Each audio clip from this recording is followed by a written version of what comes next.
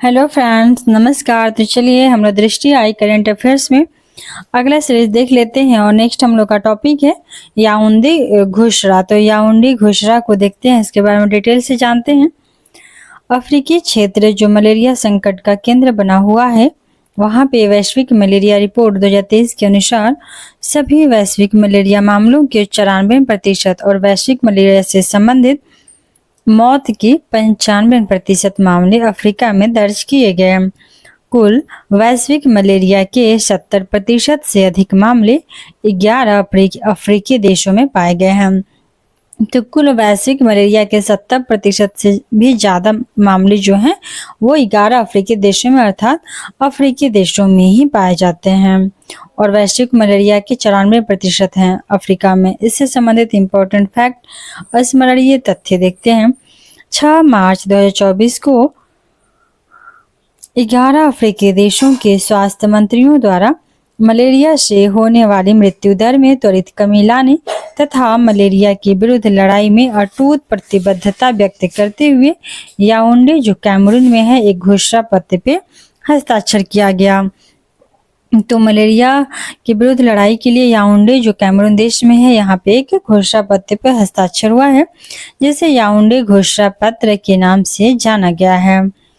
Next point है कि गौरतलब है कि इस घोषणा पत्र को अपनाने वाले 11 जो देश हैं उसमें से Burkina Faso, Cameroon, Democratic Republic of Congo, Ghana, Mali, Mozambique, Niger, Nigeria, Sudan, Uganda और तंजानिया इत्यादि देश शामिल हैं।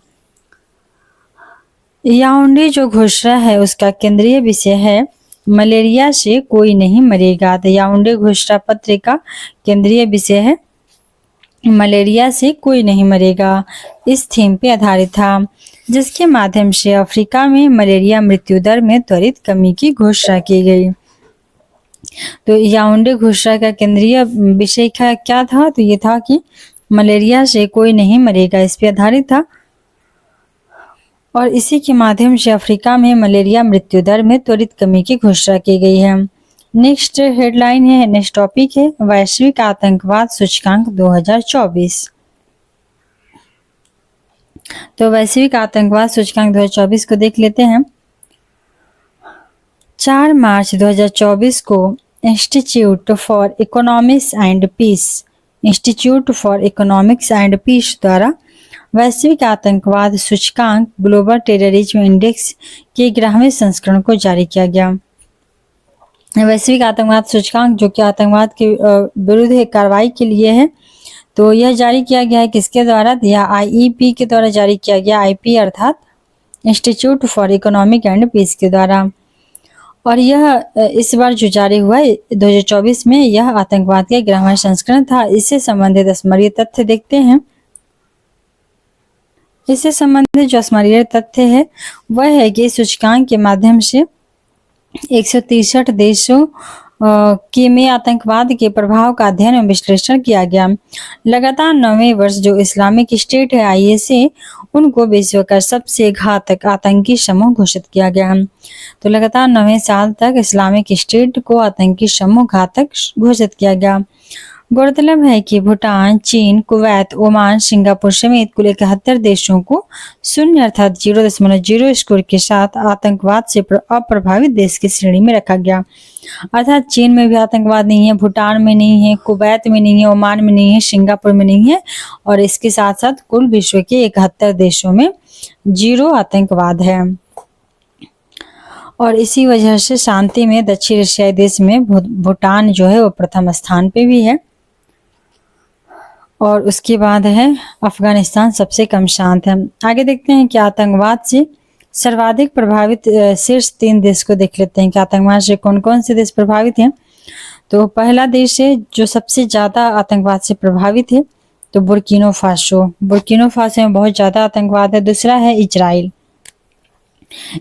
में भी बहुत ज्यादा आतंकवाद है, उसके तरफ अभी तो युद्ध भी चल रहा है।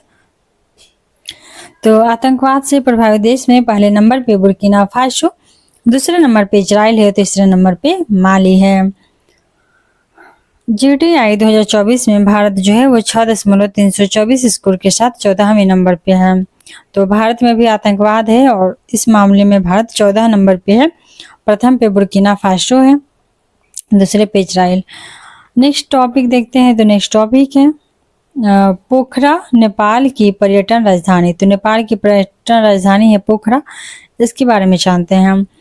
तो पोखरा नेपाल के गंडकी प्रांत का एक प्रमुख नगर है। यह नेपाल का प्रमुख पर्यटक स्थल भी है। इसे अन्नपूर्णा पर्वत श्रृंखला का प्रवेश मार्ग गेटवे भी कहा जाता है। यह जो नगर है वह फेवा झील के तट पे स्थित है। जो पोखरा जो नगर है वो फेवा झील के तट पे है और यह स्थान अपनी प्राकृतिक सुंदरता और सांस्कृतिक विरासत के लिए भी जाना जाता है। इसके साथ ही यहाँ पे पोखरा में मनोरंजक गतिविधियां होती हैं। उसके अलावा विविध श्रृंखला पर्यटन के केंद्र के रूप में लंबे समय से चिन्हित किया जाता रहा है। नेपाल के पोखरा से संबंधित जो भी स्मरणीय तथ्य उसको देखते हैं हम।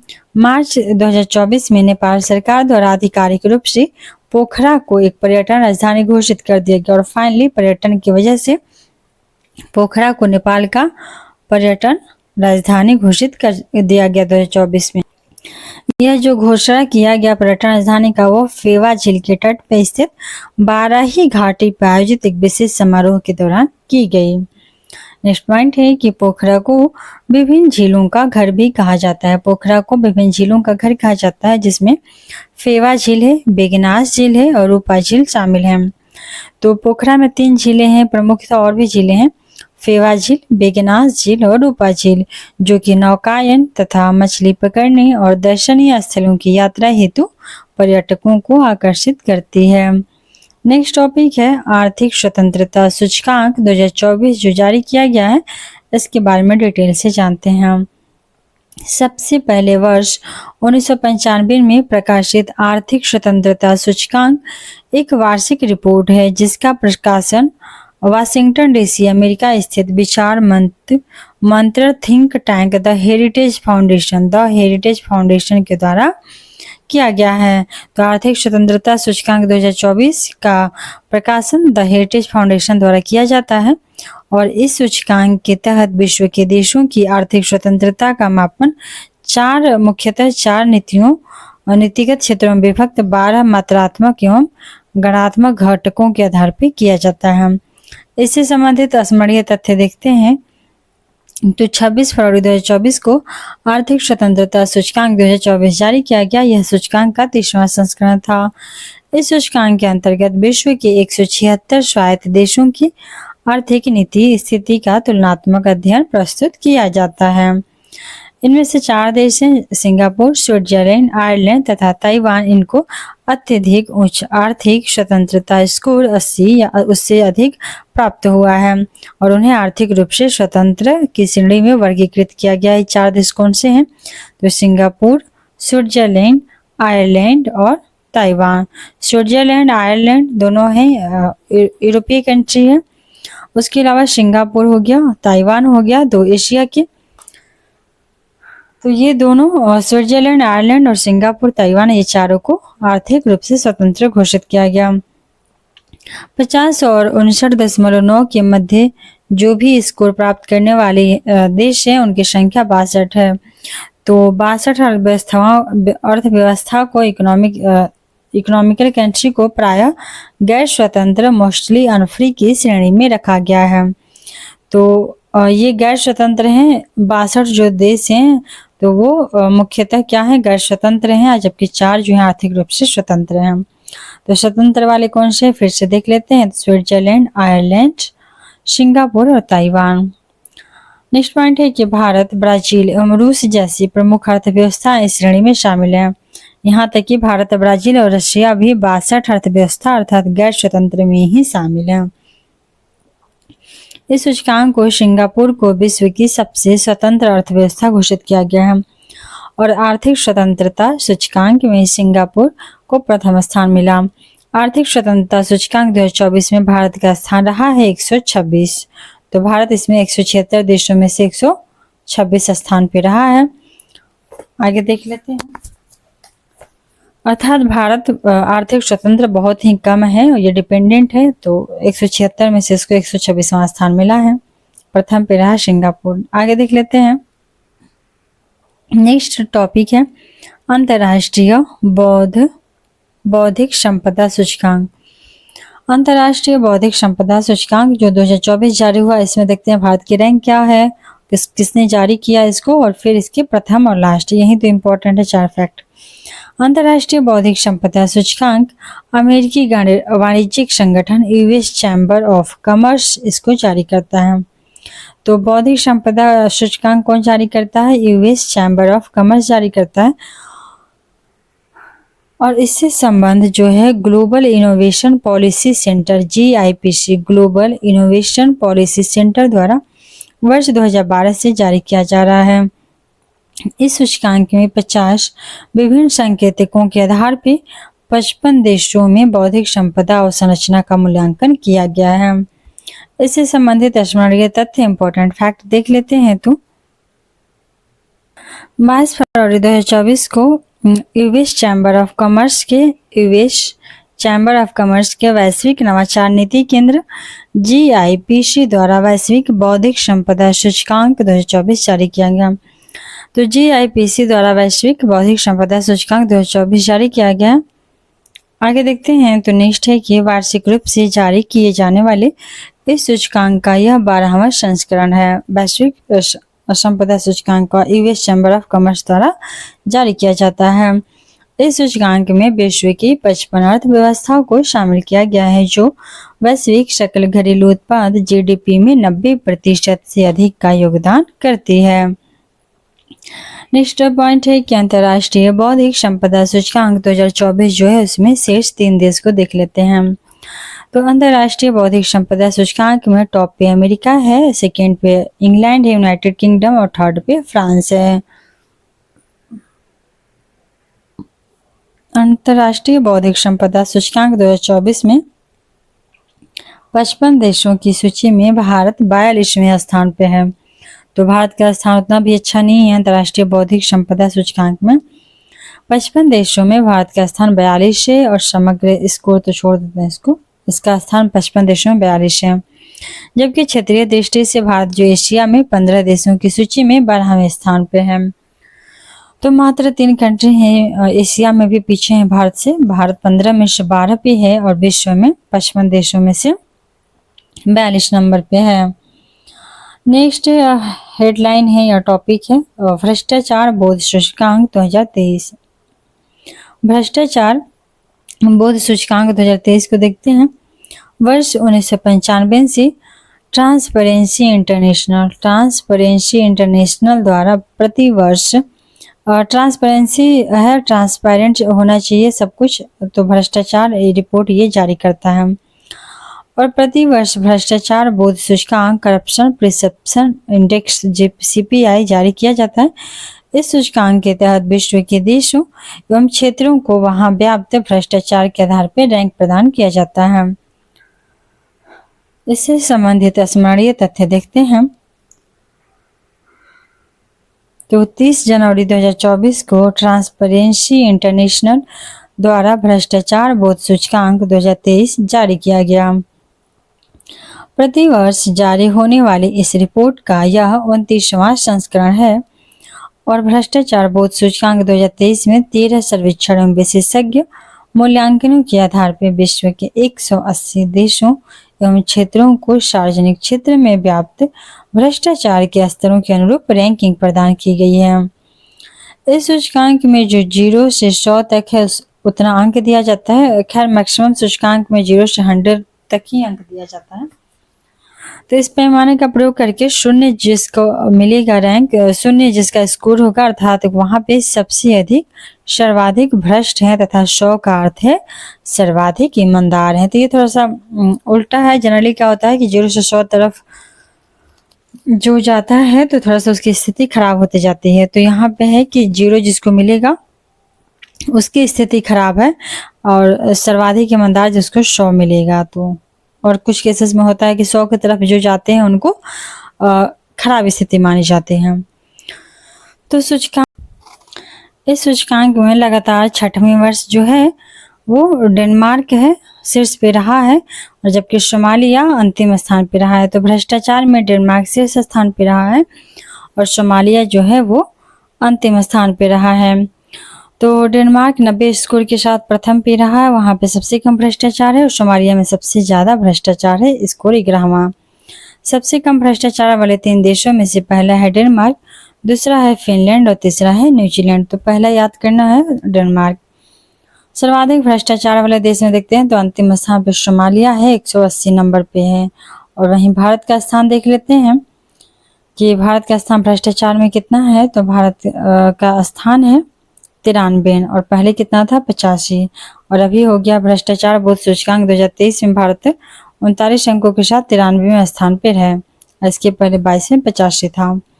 उल्लेखनीय है कि भारत के अतिरिक्त कजाकिस्तान, लेसोथो और मालदीव को भी 93वां ही रैंक प्राप्त हुआ है। तो भारत के साथ 3 और कंट्री को अर्थात कुल 4 देशों को 93वां स्थान प्राप्त हुआ है, भारत, कजाकिस्तान, लेसोथो और मालदीव। नेक्स्ट टॉपिक देखते हैं। नेक्स्ट टॉपिक है गरबा। गरबा मानव की एक अमूर्त सांस्कृतिक विरासत, इसके बारे में देखते हैं। तो अमूर्त विरासत के अंतर्गत ऐसी परंपराएं सम्मिलित हैं जिन्हें देखा नहीं जा सकता, जिन्हें हम अपने पूर्वजों से प्राप्त करते हैं, जबकि मूर्त विरासत के अंतर्गत साक्षात व देखी जा सकने वाली कला वस्तुएं शामिल होते हैं। मूर्त विरासत अर्थात मूर्ति के रूप में जिसको हम देख सकते हैं, जैसे कि स्थापत्य, मूर्ति, चित्र आदि। अमूर्त जो सांस्कृतिक विरासत होती है वो केवल पूर्वजों से प्राप्त परंपराएं ही शामिल नहीं होती, बल्कि इसमें ऐसे समकालीन ग्रामीण एवं शहरी परंपराएं भी शामिल हैं जिनमें विविध सांस्कृतिक समूह प्रतिभाग करते हैं। गरबा से संबंधित स्मरणीय तथ्य देख लेते हैं। तो ये है कि अमूर्त सांस्कृतिक विरासत के संरक्षण हेतु यूनेस्को की एक अंतर सरकारी समिति हुई थी और यह 2023 में हुआ था। कहाँ पे हुआ था? तो बोत्सवाना के मध्य कसाने में हुआ था, बोत्सवाना के पास कसाने में हुआ था। और ये जो इसका नाम क्या था? तो intergovernmental committee of UNESCO for the safeguarding of the intangible culture and heritage. तो इसकी 18वीं वार्षिक बैठक की गई थी। कहाँ पे की गई थी? तो की गई थी बोत्सवाना के मध्य में, मध्य कसाने जगह का नाम है। इस बैठक के दौरान कुल 51 नई विरासतों को यूनेस्को की अमूर्त सांस्कृतिक विरासत सूचियों में शामिल किया गया। तो 51 नई विरासत को यूनेस्को का अमूर्त सांस्कृतिक विरासत में शामिल किया गया। ये 51 जो नई विरासतों हैं उसमें से 45 को मानवता की अमूर्त सांस्कृतिक विरासत की प्रतिनिधि सूची में शामिल किया गया है।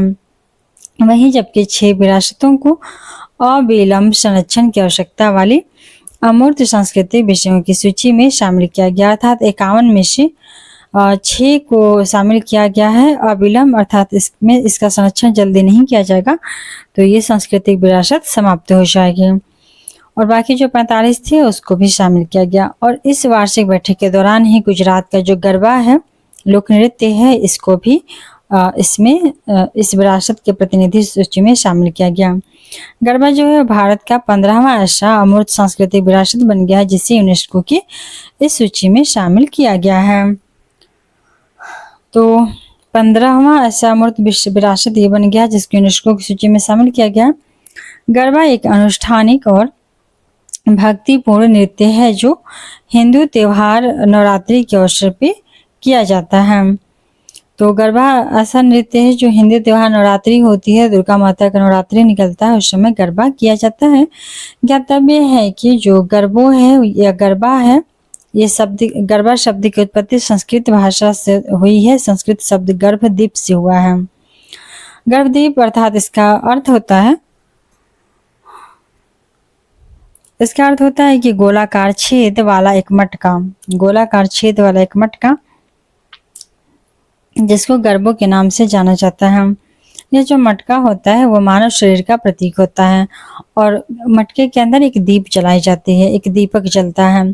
तो वो दीपक माना जाता है ऐसा कि मनुष्य का, मानव का दिव्य आत्मा को वो डिनोट करता है। तो जो घड़ा हो गया, मटका हो गया वो मनुष्य को, और उसके अंदर दीप जो होगी मनुष्य की आत्मा को। इस गर्भों की स्थापना करने के बाद माँ दुर्गा को प्रसन्न करने के लिए इसके चारों तरफ घूम घूम कर नृत्य किया जाता है। इस नृत्य को गरबा कहा जाता है।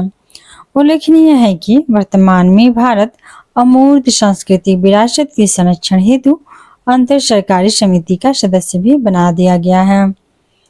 इस जो 24 सदस्यीय समिति है उसमें भारत का चुनाव वर्ष 2022 में 4 वर्ष के कार्यकाल के लिए किया गया था। भारत की अमूर्त सांस्कृतिक विरासतें, तो भारत की अमूर्त सांस्कृतिक विरासतों की से संबंधित इम्पोर्टेंट जो पॉइंट है उसको देखते हैं। यूनेस्को की अमूर्त सांस्कृतिक विरासतों की प्रतिनिधि सूची में शामिल भारतीय परंपराएं। तो इनमें से पहला है रामलीला। अब पहला परंपरा शामिल है रामलीला। रामलीला अर्थात रामायण की परंपरागत प्रस्तुति होती है, इसको भी यूनेस्को में शामिल कर लिया गया 2008 में ही रामलीला को, जो उत्तर प्रदेश में रामनगर में होती है, तो इसको 2008 में शामिल किया गया। सेकेंड है वैदिक मंत्रोच्चार की परंपरा। तो वैदिक मंत्र के उच्चारण की परंपरा है, इसको भी 2008 में मिला। तीसरा है कुट्टियत्तम, संस्कृत का नाट्य कला है, तो इसको भी 2008 में यूनेस्को में शामिल किया गया। 2008 में यूनेस्को में भारत की अमूर्त 3 पारंपरिक प्रथाएं हैं, उनको शामिल किया गया, रामलीला को, वैदिक मंत्रोच्चार को और कुट्टियत्तम को।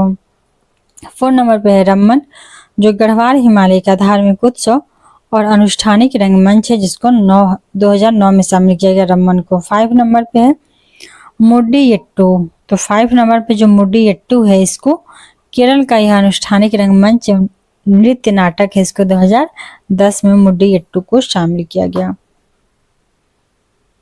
नेक्स्ट पॉइंट है मुड्डियट्टी जो है वो केरल का अनुष्ठानिक रंगमंच है, नृत्य नाटक है, जिसको 2010 में यूनेस्को में शामिल किया गया था अमूर्त सांस्कृतिक विरासत के रूप में। छठा है कालबेलिया, राजस्थान का लोकगीत है और नृत्य है, इसको 2010 में शामिल किया गया। 7वां है छऊ नृत्य। तो छऊ नृत्य है झारखंड का, उड़ीसा का और पश्चिम बंगाल का यहाँ पे प्रचलित है, और इस छऊ नृत्य को भी 2010 में शामिल कर लिया गया। 8वां है लद्दाख का बौद्ध मंत्र उच्चारण। तो इसको ट्रांस हिमालय जो लद्दाख क्षेत्र है वहाँ पे पवित्र बौद्ध ग्रंथों का पाठ किया जाता है, तो इसको भी शामिल किया गया 2012 में। 9वां नंबर पे है संकीर्तन, मणिपुर का अनुष्ठानिक गायन है, ढोल वादन होता है, इसमें नृत्य होती है संकीर्तन, ये मणिपुर का, इसको भी शामिल कर लिया गया। 10वां है पंजाब की जंडियाल गुरु के ठठीरों द्वारा पारंपरिक रूप से पीतल और तांबे से बनाए जाने वाले बर्तनों की शिल्पकला। पंजाब के जंडियाल गुरु के ठठेरों द्वारा पारंपरिक रूप से पीतल और तांबे से बनाए जाने वाले बर्तनों की शिल्पकला। 11 है योग, जो 2016 में शामिल किया गया। 12 है नवरोज, 9 वर्ष के उत्सव का आयोजन 2016। 13 कुंभ मेला 2017 में शामिल हुआ है। 14 कोलकाता की दुर्गा पूजा 2021 में शामिल किया गया, तथा 15 है जो लास्ट है 2023 में गुजरात का गरबा शामिल किया गया। तो अब तक 15 को अमूर्त विरासत में शामिल किया गया है। इसको फिर से देख लेते हैं, ये इंपॉर्टेंट है कि कौन सा किस राज्य की है। रामलीला जो रामायण की पारंपरिक प्रस्तुति है 2008 में उत्तर प्रदेश की है। वैदिक मंत्र उच्चारण की परंपरा को भी 2008 में शामिल किया गया। तीसरा है कुट्टियम जो कि नाट्य कला है, इसको भी शामिल किया गया 2008 में कुट्टियत्तम को। चौथा है रम्मन। रम्मन जो है गढ़वाल हिमालय का धार्मिक उत्सव है, इसको तो रम्मन पूछा जाएगा तो रम्मन कहाँ का है, गढ़वाल हिमालय का धार्मिक उत्सव। 5वां है मुड्डियट्टू। तो मुड्डियट्टू जो है वो केरल का अनुष्ठानिक रंगमंच नृत्य है, इसको शामिल किया गया। नेक्स्ट है कालबेलिया जो राजस्थान का लोकगीत है। 7वां नंबर का है छऊ नृत्य जो कहाँ का है, तो झारखंड, उड़ीसा और पश्चिम बंगाल के, उसको 2010 में शामिल किया गया। 8वां है लद्दाख का बौद्ध मंत्रोच्चारण, तो लद्दाख का उसका नाम में है। 9वां है संकीर्तन, तो संकीर्तन कहाँ का है, मणिपुर का है। 10वां है पंजाब के जंडियाल गुरु के ठठेरों द्वारा पारंपरिक रूप से पीतल और तांबे से बनाए जाने वाले बर्तन। तो पारंपरिक रूप से जो पीतल तांबे से बर्तन बनते हैं वो पंजाब राज्य के, उसको योग को 2016 में, नवरोज उत्सव को 2016 में। नवरोज उत्सव वही है जो बलबन के द्वारा शुरू किया गया था, पारसी धर्म का है। तो योग 2016 में, नवरोज 2016 में, कुंभ मेला को 2017 में, कोलकाता की दुर्गा पूजा को 2021 में तथा अभी जो है गुजरात का गरबा 2023 में। इसके पहले कोलकाता का दुर्गा पूजा। आगे देखते हैं जलवायु, अगला टॉपिक है जलवायु परिवर्तन प्रदर्शन सूचकांक 2024। तो जलवायु परिवर्तन प्रदर्शन सूचकांक 2024 को देखते हैं। जलवायु परिवर्तन प्रदर्शन सूचकांक CCPI climate change performance index अंतर्राष्ट्रीय जलवायु परिवर्तन नीति में पारदर्शिता को बढ़ाने का एक स्वतंत्र साधन है। यह विभिन्न देशों के जलवायु संरक्षण संबंधी प्रयासों का तुलनात्मक अध्ययन प्रस्तुत करता है। इस सूचकांक का प्रकाशन वार्षिक रूप से वर्ष 2005 से किया जा रहा है और इस सूचकांक के तहत 63 देशों और यूरोपीय संघ के जलवायु संरक्षण में प्रदर्शन का मूल्यांकन एवं तुलनात्मक अध्ययन प्रस्तुत किया गया है। तात्पर्य है कि यूरोपीय यूनियन तथा 63 अन्य देश संयुक्त रूप से संपूर्ण विश्व के लगभग 90% से अधिक ग्रीन हाउस गैस उत्सर्जन के लिए उत्तरदायी है। तो यूरोपीय यूनियन तथा 63 अन्य देश संयुक्त रूप से संपूर्ण विश्व का 90% से अधिक ग्रीन हाउस गैस का उत्सर्जन करता है। यह सूचकांक 4 श्रेणियों में विभक्त 14 संकेतकों में देश के समग्र प्रदर्शन के आधार पर जारी किया गया है और ये 4 श्रेणी दिए गए हैं कि इन श्रेणियों को मिला करके ऊर्जा के मामले में यह रिपोर्ट जारी हुआ है। तो उसमें पहला है ग्रीन हाउस गैस उत्सर्जन, जो कुल स्कोर का 40% होता है। नवीकरणीय ऊर्जा, ऊर्जा उपयोग तथा जलवायु नीति, इससे संबंधित स्मरणीय तथ्य देख लेते हैं। तो 8 दिसंबर 2023 को COP28 के दौरान German watch climate action network international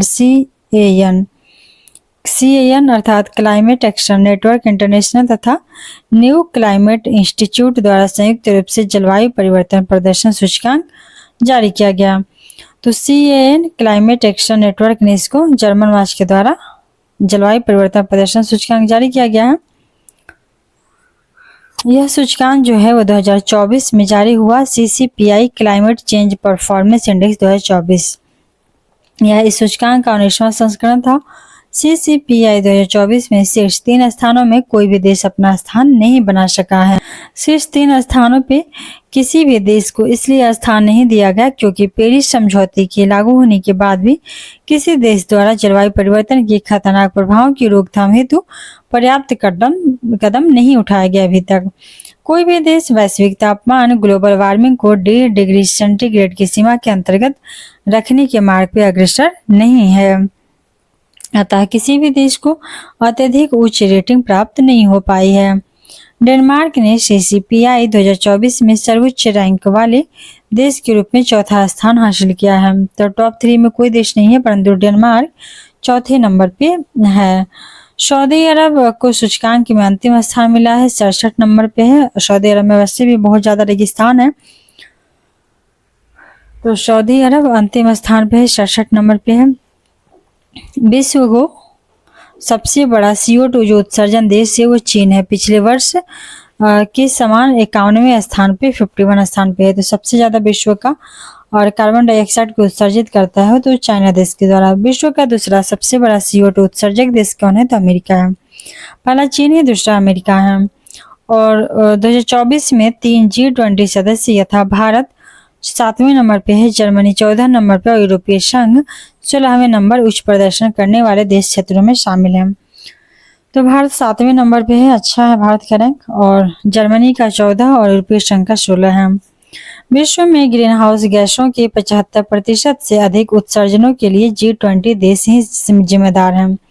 तो G20 के कंट्री के जो मेंबर हैं 20 देश हैं, इन 20 देशों से मिला करके विश्व का 75% से अधिक ग्रीन हाउस गैस का उत्सर्जन होता है। तो चौथे नंबर पे डेनमार्क है 75.59 स्कोर के साथ, 5वें पे एस्टोनिया है, 6ठे पे फिलीपींस है और 7वें पे भारत है। और चाइना का स्थान 51 है और चाइना सबसे ज़्यादा CO2 का उत्सर्जक भी है और सबसे खराब स्थिति में है सऊदी अरब।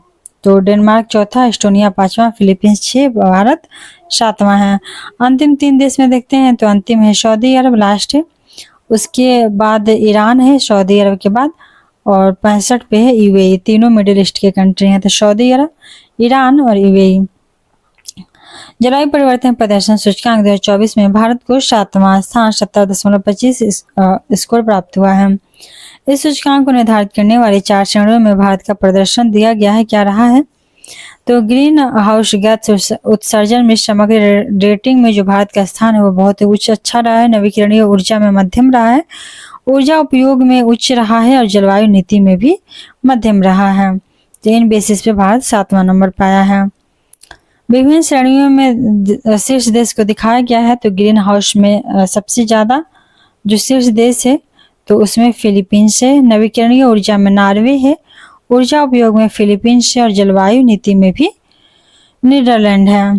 तो ग्रीन हाउस में फिलीपींस और ऊर्जा उपयोग में फिलीपींस है।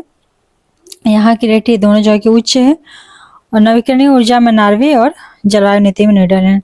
इसके साथ ही इसको क्लोज करते हैं और अगला वीडियो में देखेंगे time person of the year 2023 को स्टार्ट करेंगे और इस वीडियो को यहीं पे समाप्त करते हैं। Thanks for watching.